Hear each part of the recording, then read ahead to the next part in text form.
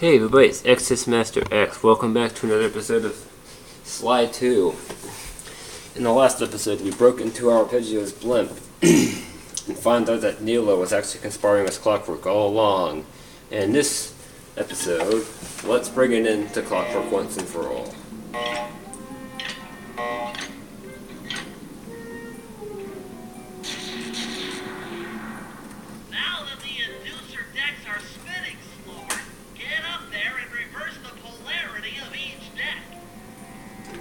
So yeah, I actually had to, because I got interrupted last time, I actually had to replay through to this point. I was actually able to do it a lot quicker than I did in the previous episode. Probably just because I knew what I was doing this time, and I wasn't like looking for bottles because I didn't want to collect any off camera. And oh, I thought I could like grapple onto it. Guess you have to jump and press the button.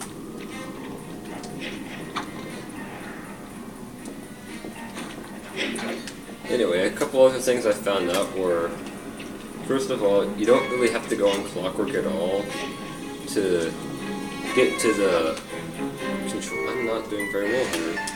To get to the controls to slow it down, you just have to take the thing on the left. I think I have to go on the other side.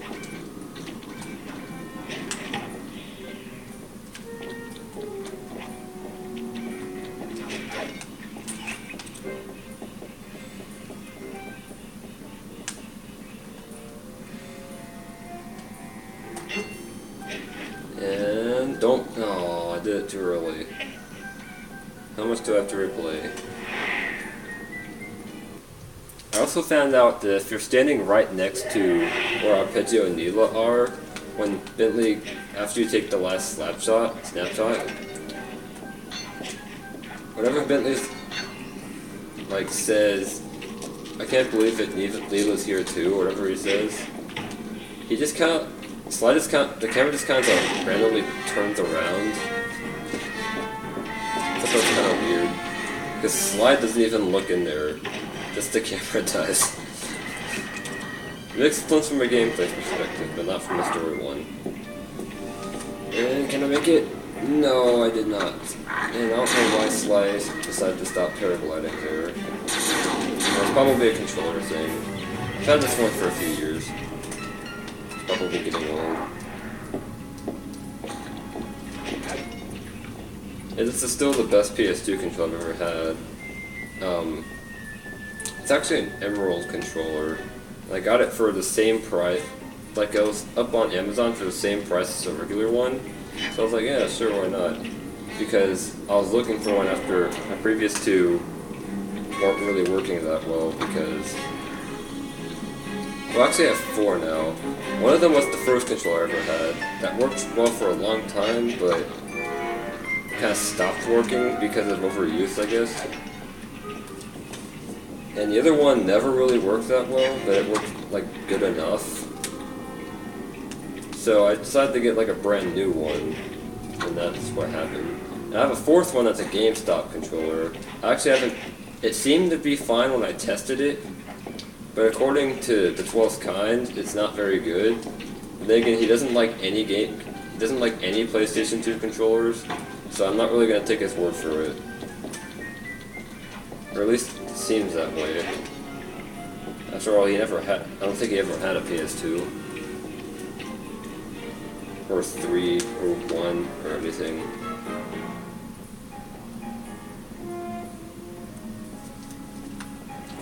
Did I get that one? I think I did. So I'll jump back onto it. No. Dang, these things.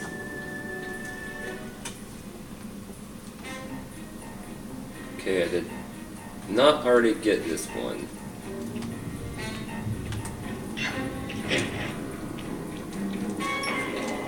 Okay, this is the last one, which I guess is over there. Yeah, there it is. Should be able to catch it.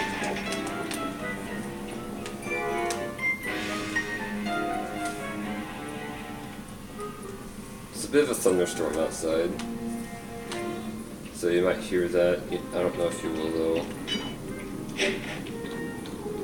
And there we go. We completed the job.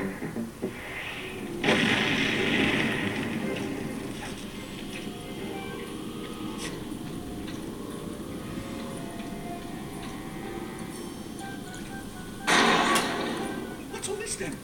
The magnets have been reversed. But by Jove, it seems to have locked the clockwork parts into place. Excellent.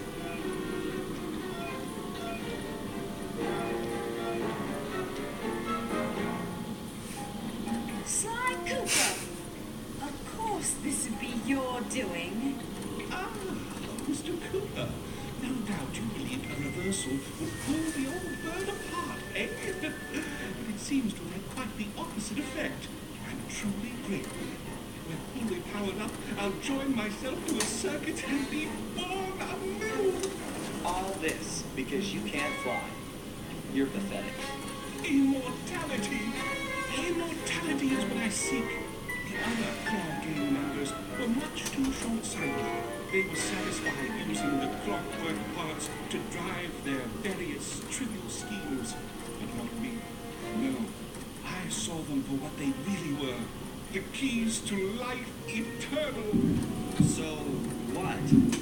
You had Neela put me on the scent back in Cairo, and then waited while I stole the parts from the other Claw Gang members, all the while not arousing any suspicion that you were behind it all? You make it sound easy, Cooper. I had to carry your pathetic gang through that first set of heists. I was overjoyed when Arpeggio let me toss you in jail. I could finally go after the parts myself. Ah, but acquiring all the parts was only half the equation. Think, Cooper. What kept clockwork alive for thousands of years? He was fueled by his hatred for my family. Splendid! That's right. Hatred. Putting his gears and wires together was child's play, compared with accumulating that much hatred. You can't make people hate. Oh, my poor naive boy. My meticulous mind has found a way. As your hippopotamus friend would attest, spice consumption makes you both angry and susceptible to hypnosis. The Contessa, hypnotist extraordinaire, devised a way to command people through the use of flashing lights. I've created this blimp to be a massive transmitter of those precise light frequencies. The only problem I faced was finding a suitable source of the light waves. The Northern Lights.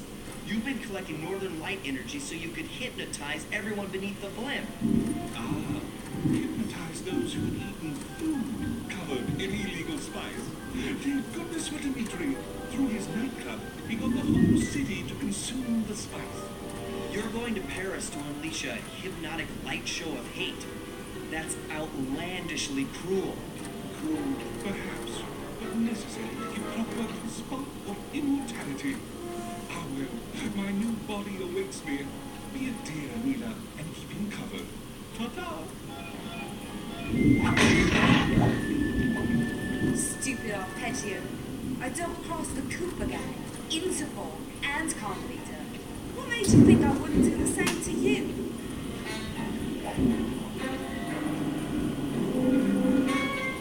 This is preposterous.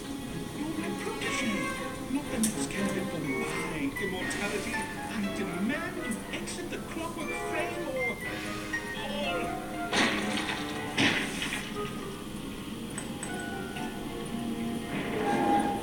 Behold, Herakla is born!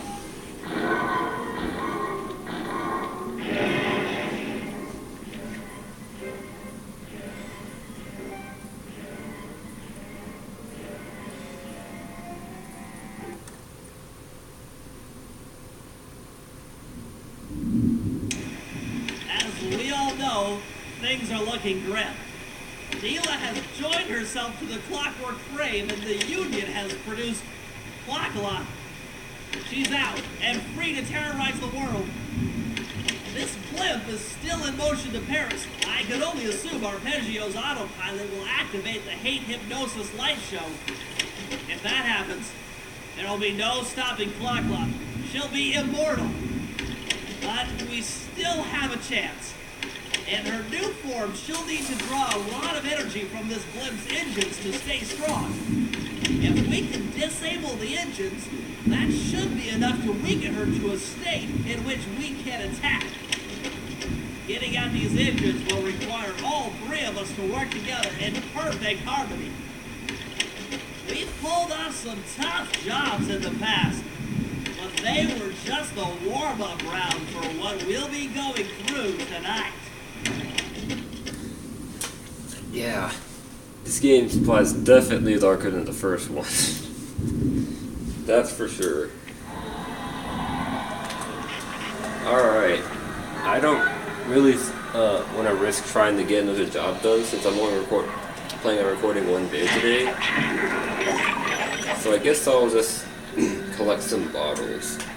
That's what I usually do if I like have time at the end of an episode. I have to do it sometime anyway. I can also collect the loot. I guess I'll do that. And collect any bottles along the way. Yeah, this is where I found that bottle that I cut away to. Okay.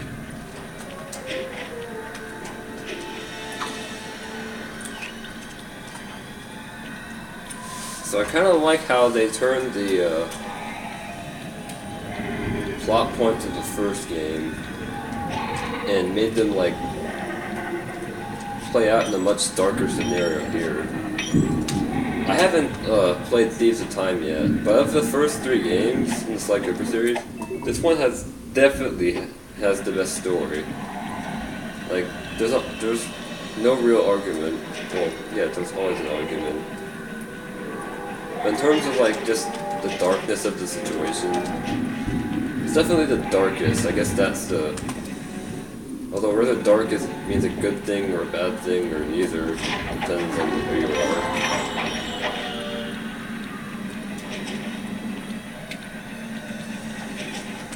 Now Bentley said that this is going to be the hardest job you ever pull out, and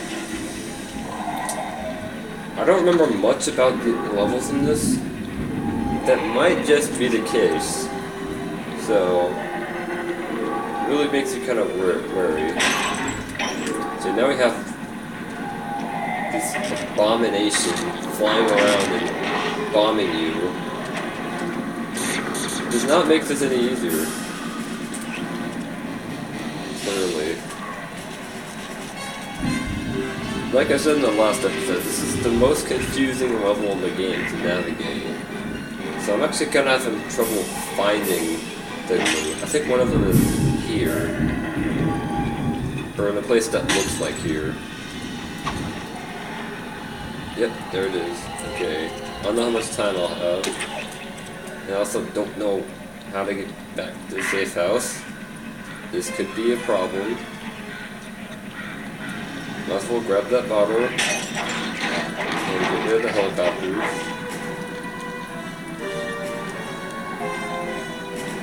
Careful. Okay, I got back here in pretty good time. Luckily the time limits in these are pretty generous.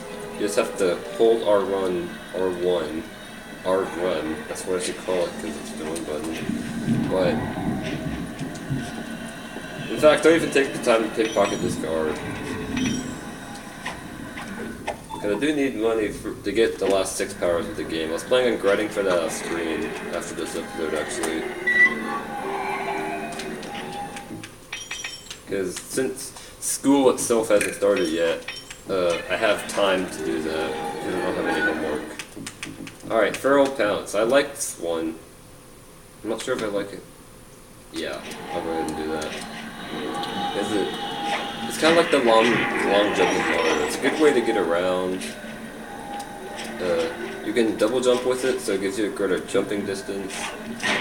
All around pretty cool. And like the long jump in Mario, I will constantly use it instead of running, because it makes me feel like I'm going faster when I'm not. Actually, I don't know if it's any faster or not. I don't know if speedrunners do the Feral Pounce.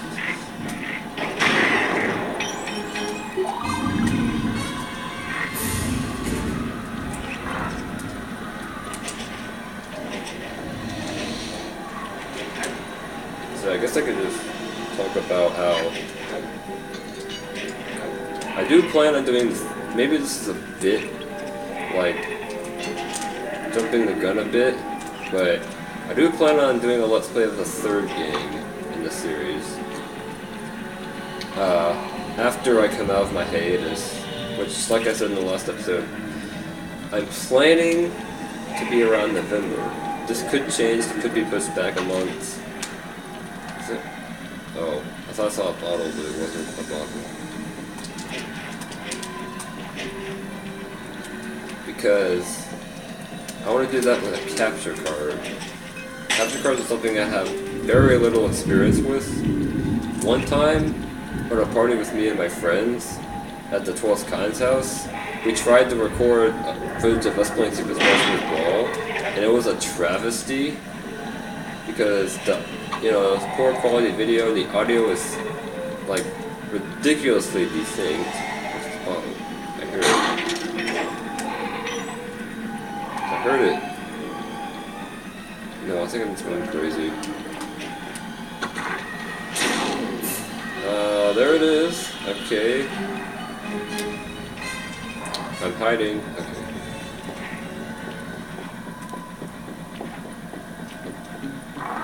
Oh, he heard me run. And you can't follow me up the ladder. You know, that little comment they made in the director's commentary about the guards are much more advanced in this game, it made me chuckle just a little bit, because the guards in this game are dumb. Granted, they are more advanced than they were in the first game, so I guess that's what they're talking about. But, apparently they're still smart, like based on accounts from one of my friends once, they're still smarter than the guards in Metal Gear Solid, but I kinda doubt that, to be honest. Dang it. The thing is, they're just so easy to get away from, because if you, like, go off their very limited vision, they'll just immediately give up on looking for you, rather than going in the direction you went.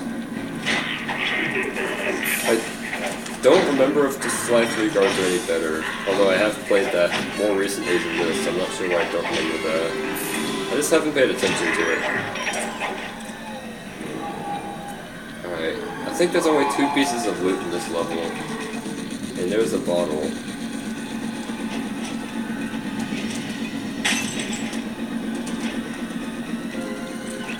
I don't know what it is. Wait, actually, I think I remember where it is. It was... If I can, like, find it. So, if all episodes have a thunderstorm, and this one is, like, probably would be the second most fitting because of how the plot turned. I mean, we just saw what we thought was the villain's main antagonist get eaten alive on screen. That's some deep stuff, man. Well, not deep, just... It makes me think that the only reason this game got away with an Eve rating was because E10 hadn't been created yet. There's a lot of games I think that about, actually. Like the Sonic Adventures. In fact, I think they were actually upgraded to E10 when they were released on Xbox Live and PSN not too long ago. I swear I hear a bottle. Where is it? No, I'm crazy. Nope, I hear it, definitely. Where is it? There it is. Okay.